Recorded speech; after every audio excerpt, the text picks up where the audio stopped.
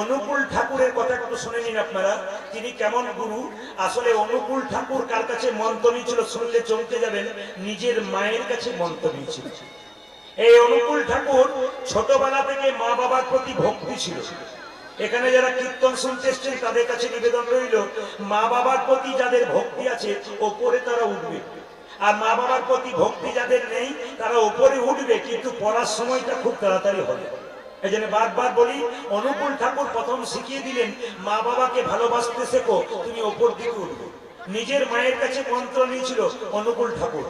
এই অনুকূল ঠাকুরের সংসারে একবার যখন প্রচন্ড অভাব হয়ে গেল, তখন লক্ষ্য করুন 2.5 কিলোমিটার দূরে মুড়ির দোকান করে মুড়ি বিক্রি করে সংসার চালিয়েছিল। অনুকূল ঠাকুরের মায়ের ইচ্ছা ছিল আমার ছেলে ডাক্তার হবে, কবিরাজ হবে। তাই কি করলেন, তিনি কলকাতায় পাঠালেন অনুকূল ঠাকুরকে পড়ানোর জন্য। সবাই লক্ষ্য করবেন, এই অনুকূল ঠাকুর কলকাতায় পড়তে গেলেন। আশ্চর্যের ব্যাপার, একবেলা খেতে পেতেন, একবেলা খেতে পেতেন না।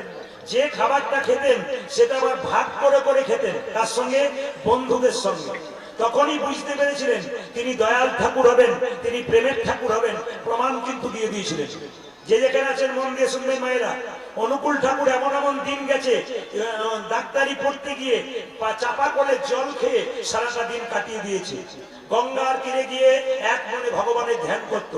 তিনি যখন ডাক্তারি পাস করলেন তখন তিনি সিদ্ধান্ত নিলেন যে মানুষের দেহের চিকিৎসা করবার আগে মানুষের মনের চিকিৎসা করা দরকার। তাই তিনি কি করলেন, মা সৎসঙ্গ করলেন। কেন?